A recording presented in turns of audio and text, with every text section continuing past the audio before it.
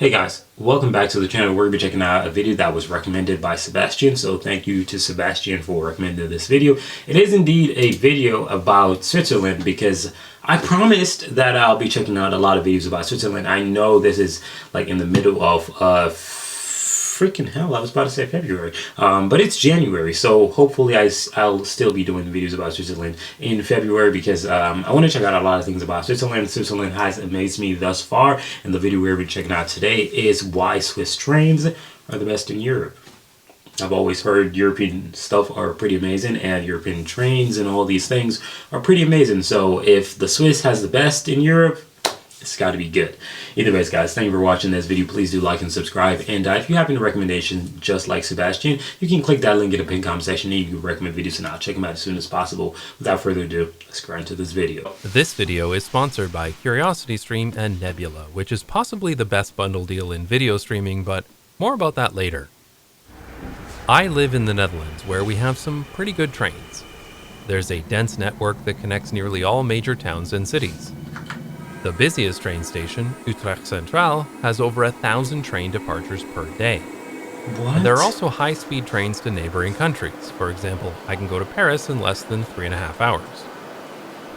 But as good as we have it here in the Netherlands, there's another country in Europe that does trains better.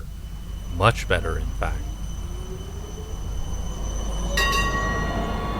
Welcome to the Confederatio Helvetica, or as I like to call it, Switzerland. Famous for mountains, holy cheese, chocolate, bendy knives, and time bracelets, and of course, trains. Lots and lots of trains. Now, I've been to Switzerland many times, and I've taken the train every time I've come because, of course I did. It's the most efficient way to get around. But recently, I stayed a full week in Switzerland and took multiple trains per day to find out what makes these trains the best trains in Europe. One of the things that really sets the train system apart in Switzerland. Graffiti? That's pretty cool. Well, it's probably not even graffiti. It's probably actually meant to be there. But it's pretty cool. I think it's really cool to see that on the train. Switzerland is just how extensive it is. Look at this map. There are train stations everywhere. There are towns, tiny towns, that have consistent, reliable train service every 30 minutes. In many other countries, they wouldn't even provide bus service to a place this small. Facts. Some of the smallest towns have request stop service, where you need to press this button to have the train stop, but there's still train service. And this train station that services only a single cafe, a ski lift, and a hiking trail has service every 30 minutes.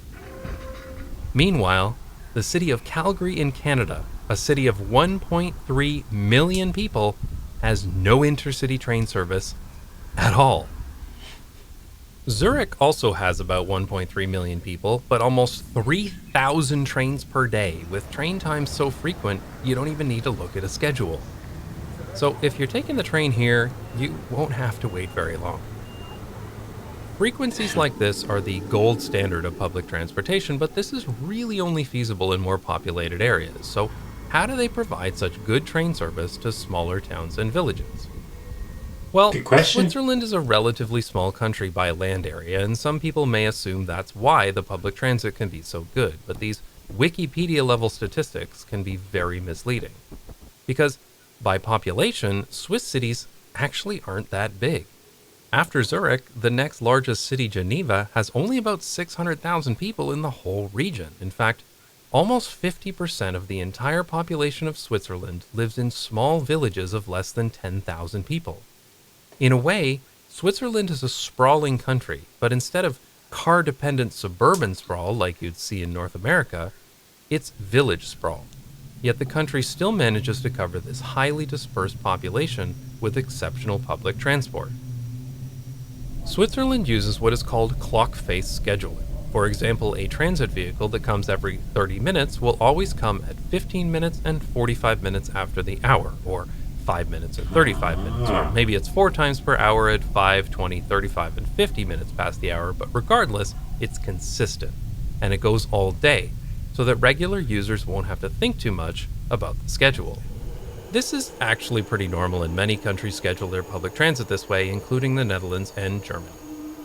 But Switzerland takes this a step further by synchronizing their timetables across the entire country, a method called pulse timetabling or integrated timetables. Here's Okay. how it works.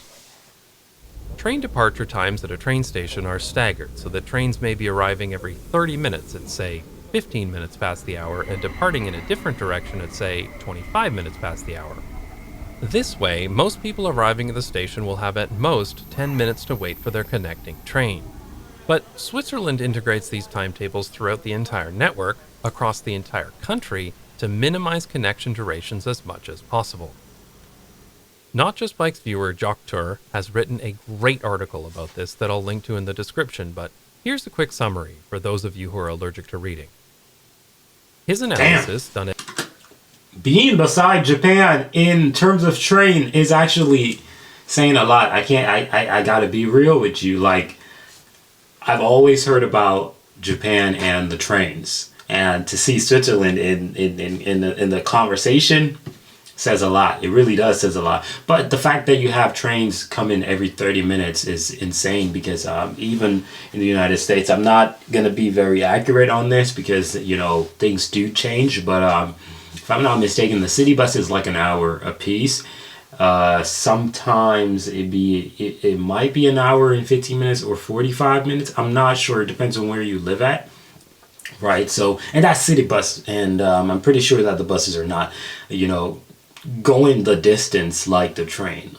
Right. So, just to show you, for example, that is insane. So 45 minutes for a bus and a train is taking 30 minutes is actually kind of crazy. But it's pretty cool. at 10 a.m. on a Friday, so outside of rush hour, shows that across the entire Swiss train network, the average wait time for a connection is 8.4 minutes, with 77% of all possible connections being 10 minutes or less. That's astonishing, and it means that even a trip with multiple train connections is only marginally longer than a single direct train.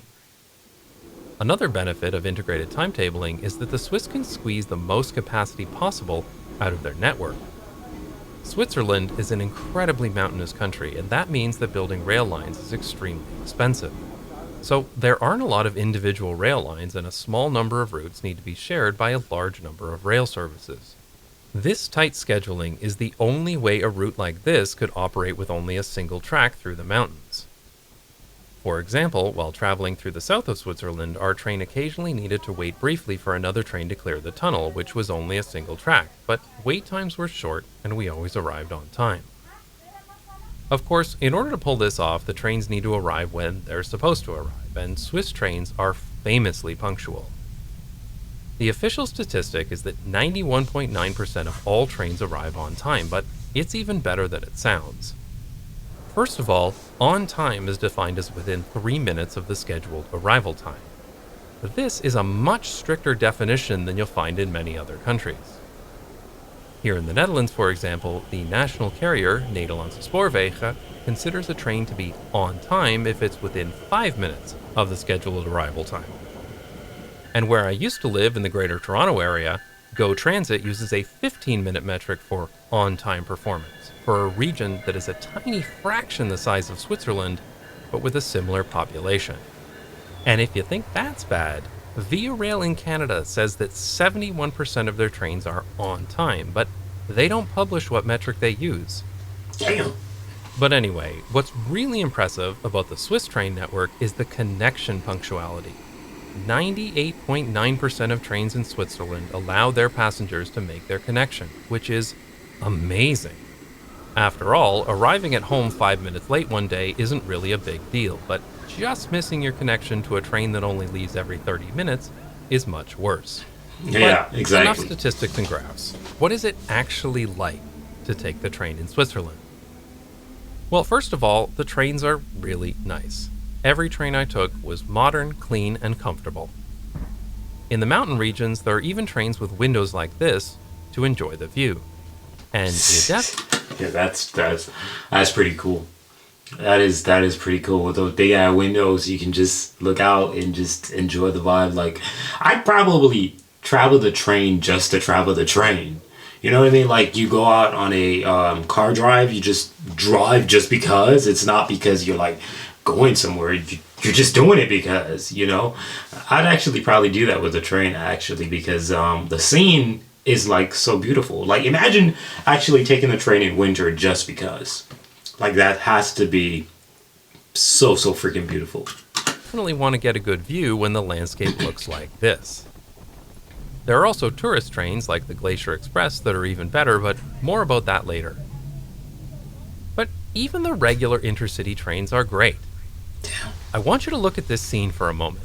How freaking civilized is this? Can you seriously tell me you'd rather sit in traffic on a highway confined to your seat with a belt, constantly needing to pay attention, with no way to comfortably eat or even take a piss instead of this? I refuse to believe that there is any better way to travel than on a train like this one. I was also impressed at how many trains had level boarding and direct access to wheelchair areas and accessible restrooms.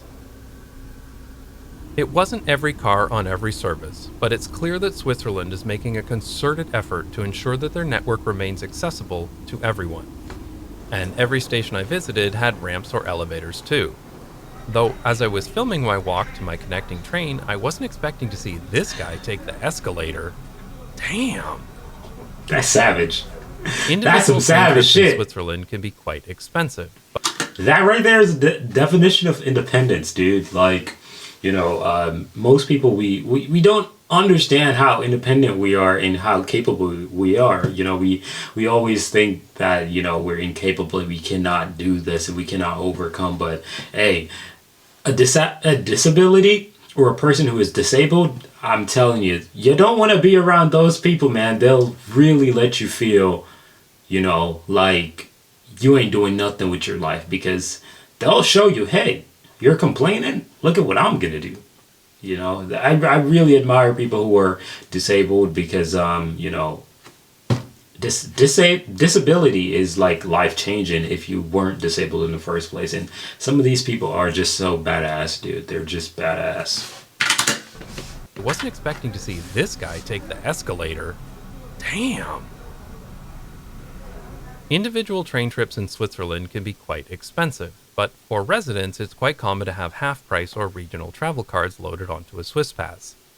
And some people are even provided an unlimited travel card by their employer. For most of the week, I traveled second class, and in every case this was more than good enough. But for the last 4 days, I bought a countrywide travel pass for first class, just to see the difference. Thank you, Patreon supporters! First class is an upgrade, but it's not significant and probably not worth the price unless the route you're taking is expected to be really busy. However, some of the trains have business zones like this one that are extremely comfortable, and I was able to get a few hours of work done while in transit too. There's a famous quote by the former mayor of Bogota: "A developed country is not a place where the poor have cars, it's where the rich use public transportation," and that is absolutely the case in Switzerland. When I was traveling first class, I routinely saw well-dressed people and professionals like this who opened their laptop to debrief after a business meeting. I believe that having wealthy people take public transportation is important because, for better or for worse, these people are likely to have the power and political influence to demand efficient service. For planning your... That's true, but you know, them doing this actually gives you know, people like myself motivation to do the same thing, you know, because people like to copycat the rich, and if the rich is not doing anything severely expensive, you know, people are going to model off after it. Journey, the SBB app is fantastic. You choose your route and it shows you exactly how long it's going to take and where you need to change, with a list of every station in between. And it will even show you the layout of the station and the exact path between platforms. Changing trains doesn't get any easier than this. Here is an example of a typical train trip, one of the many I took during my week in Switzerland.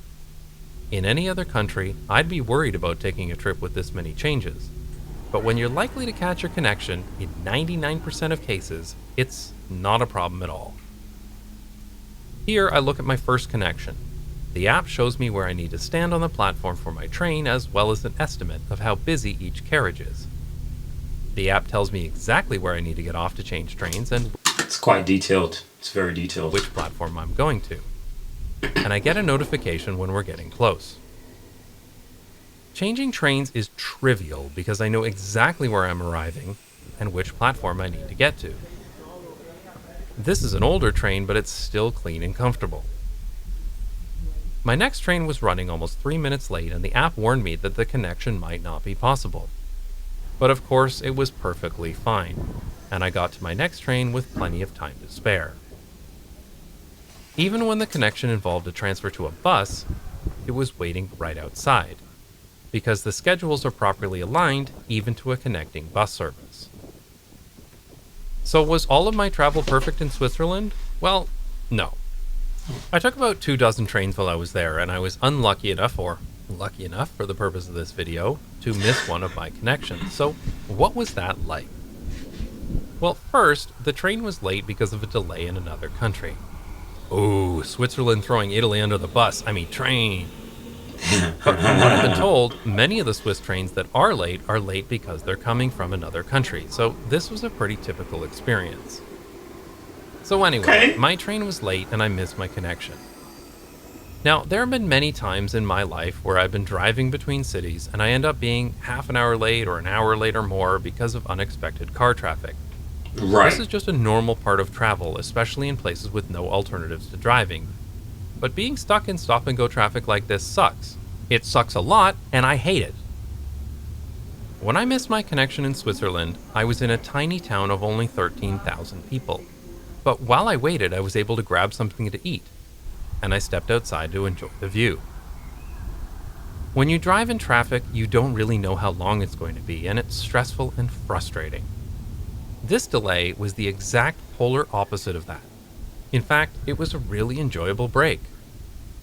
I just wonder how much better the world would be if people's travel delays were like this instead of like this.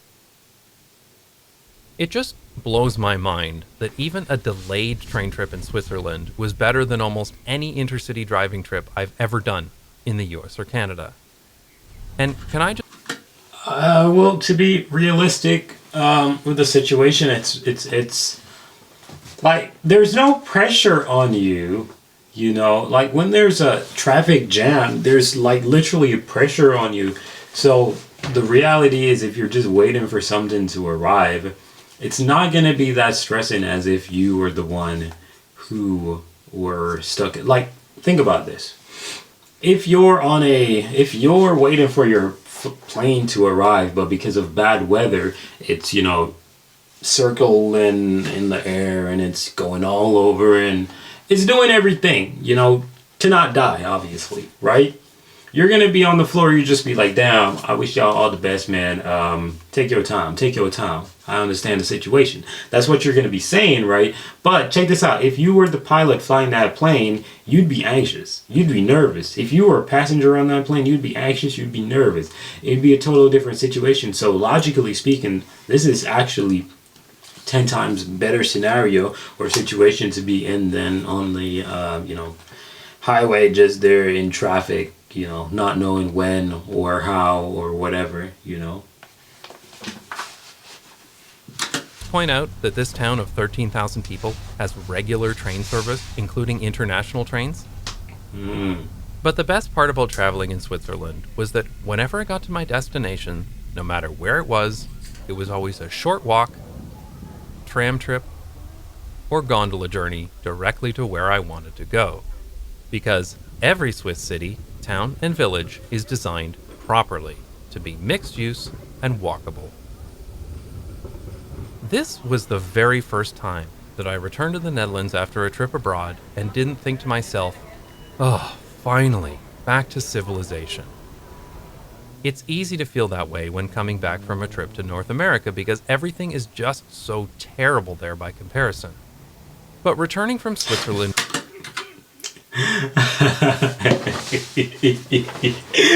He says everything is terrible. Like, oh my gosh, bro. Like, who designed this road, bro? Like, what? So this is the bus lane, right? And clearly the bus is gonna go straight ahead. And look at that. Oh my gosh, that is just ridiculous. Like that is absolutely ridiculous. Everything is just so terrible there by comparison. But returning from Switzerland was different. Everything just seemed a bit less polished. Despite getting on a recently renovated train back to Amsterdam Zuid, it still seemed kinda rickety and noisy compared to the train I left in Zurich. And I almost missed my train because I forgot to tap my OV chip card before boarding. It was only at this point that I realized I hadn't gone through a fare gate for a train the whole time I was gone, which was really, really nice. Dutch cities are pretty great, and that's an understatement, and cycling is certainly better here than anywhere in Switzerland, and I talked about that in a previous video. But there's something to be said about a country that is so well set up with high quality, punctual, and efficient public transportation that makes traveling so easy. This carefree transportation felt like true freedom, more so than any car-dependent place I've ever been. Of course, one of the things they definitely don't have here in the Netherlands is mountains, so one of the highlights of my trip was taking the Glacier Express, a scenic train that takes you through some of the most beautiful views in the Swiss Alps. I made a whole other video about what it's like to take the Glacier Express, and you can watch it now on Nebula. Nebula is the Streamy award-winning service that was created by and for educational video creators, professionally produced in the... Pretty amazing. I can't lie to you, pretty amazing. I would have loved to taken that train. Had to be amazing to be experiencing Switzerland like that. But it's quite obvious and it's quite simple.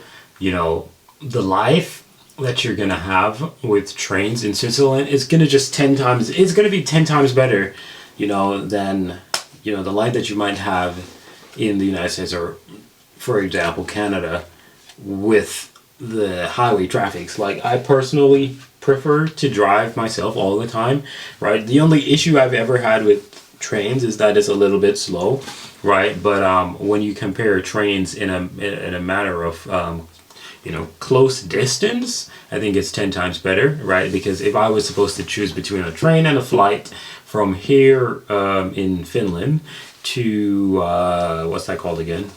Let's say Germany. If I was taking a flight from Finland to Germany, it would be faster. And if I was supposed to take a train, I'm not even sure if that's possible, it would be longer to take the train, right? So that's the reason why, I'm like iffy on the trains for every transportation. But if it's a close situation, I think absolutely trains are 10 times better if it's a close distance, something that might go an hour, 25 minutes or something like that. I think it's 10 times better with the train. But thank you guys for watching this video. Switzerland, you guys really have amazing trains, clean trains, and quite beautiful trains, in fact, and pretty accurate trains, and I like that. Yeah, thank you guys for watching this video. Please do recommend any videos about Switzerland so I can check them out as soon as possible. And you guys have a beautiful country. That I will say. Anyways, thank you for watching this video. Peace.